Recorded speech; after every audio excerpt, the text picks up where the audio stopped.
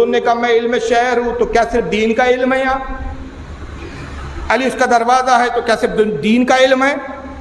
نہیں، لوگوں نے دنیا کے علم میں بھی پرکھا علی کو کہ کیا علی دین کے علاوہ دنیا کے بھی علم جانتے ہیں کہ نہیں جانتے ہیں۔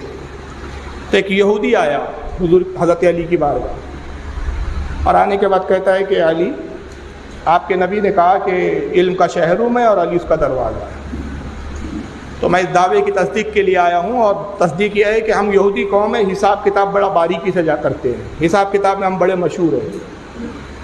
ایک آٹومیٹک کا حساب ہے، الجبرا کا ایک معاملہ ہے، ایک مسئلہ ہے، کیا آپ بتا سکتے ہیں؟ کیا پوچھو۔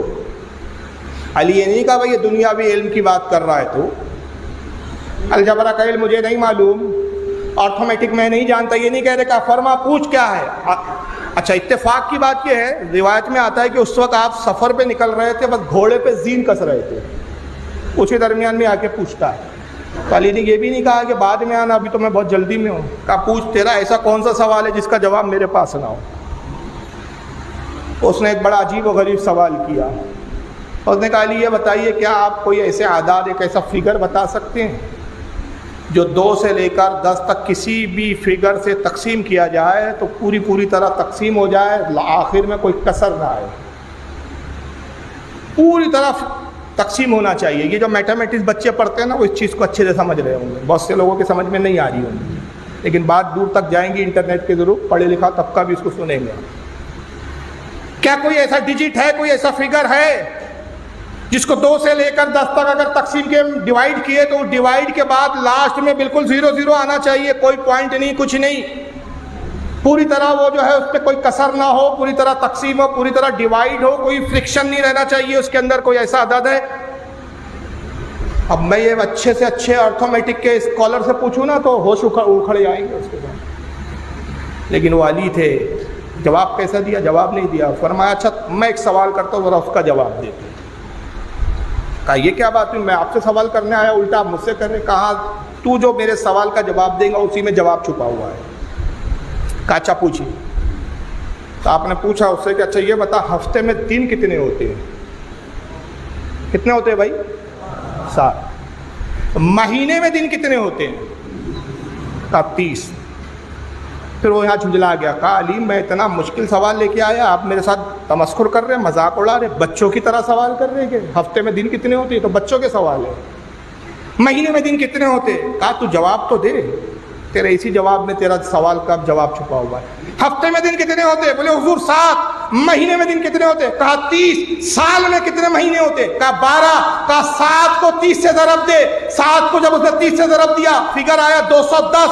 کہا 210 کو 12 سے ملٹیپلائی کر ضرب دے، کتنا فگر آیا؟ کہا 2520۔ کہا یہی 2520 وہ فگر ہے کہ 2 سے لے کر 10 تک جس سے تقسیم کرے گا کوئی کسر نہیں آئے گا۔ اسی کے سوال کا جواب دے کر اسی کو بتا دیا، اور اس نے جب کیا تو واقعی 2520 پوری طرح ڈیوائیڈ ہو رہا تھا۔ اور اس نے کہا علی قربان جاؤں میں آپ کے کہ کتنے آسانی سے آپ نے جواب دیا، مگر کیا اس فارمولے کا اور بھی کوئی دوسرا جواب ہے؟ ہاں ایک اور جواب ہے۔ 1 سے 10 تک گنتی سنا، آپ میں سے کوئی سنا سکتا ہے 1 سے 10 تک گنتی؟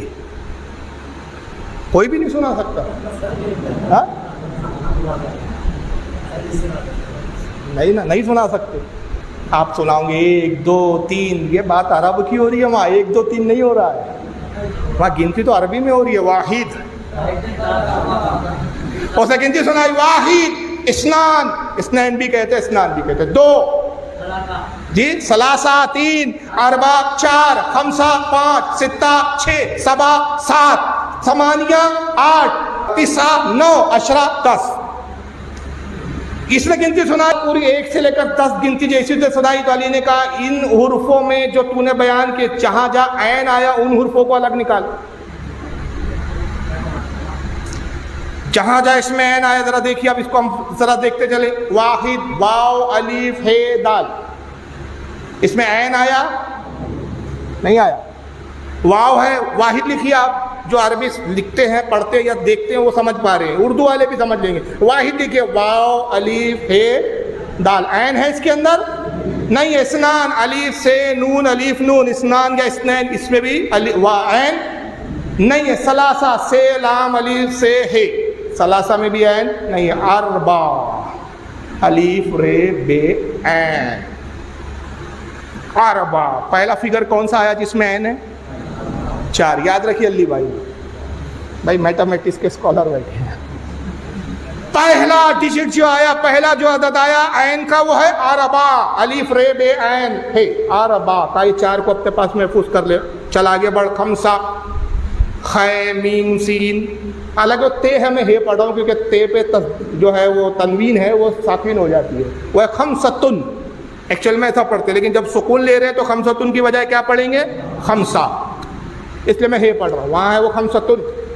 خے میم سین ہے عین نہیں ہے. خمسہ کے بعد آتا ہے ستہ 6 سین تے تے پہ تسدید اور زبر. اس میں بھی عین سین تے ہے اس میں بھی عین نہیں آیا. سبعہ سین بے عین ہے. دوسرا ڈیجٹ جس میں عین آیا وہ کون سا ہے؟ اس کو بھی یاد رکھ لیجیے. پہلا کون سا تھا؟ 4. دوسرا 7. پھر آپ نے فرمایا پڑھ ثمانیہ سے میم الف نون یہ ہے. ثمانیہ میں بھی عین نہیں ہے. 9 تے سین عین پھر ہاں. کون سا آیا تیسرا عدد؟ 9 میں عین ہے. اور اشرا عین شین رے ہے. عین پہلا ہی حروف ہے اشرا میں. اشرا عین سے آتا الف سے نہیں. اشرا 10واں. تو پہلا کون سا تھا جس میں عین آیا؟ 4. دوسرا کون سا تھا؟ 7. تیسرا کون سا تھا؟ 9. اور چوتھا کون سا تھا؟ 10. آپ نے کہا 4 کو 7 سے ضرب دے. اس نے 4 کو 7 سے ضرب دیا. آیا فگر 28 کا. اس کے بعد آیا تھا 9 میں عین. تو 9 کو 28 سے ضرب دے. فگر آیا 252. اور آخری میں آیا تھا اشرا 10 میں. کہا 252 کو 10 سے ضرب دے. 2520. یہی وہ فگر ہے جو کبھی کسر نہیں آئے گا. یہ ہے علی جو صرف دین کی بات نہیں کر رہے ہیں جناب. دنیا کے علوم میں بھی جہاں پروفیسر ان کے طلبے کے قدموں کی ریسوں کی بھی برابری نہیں کر سکتے. جی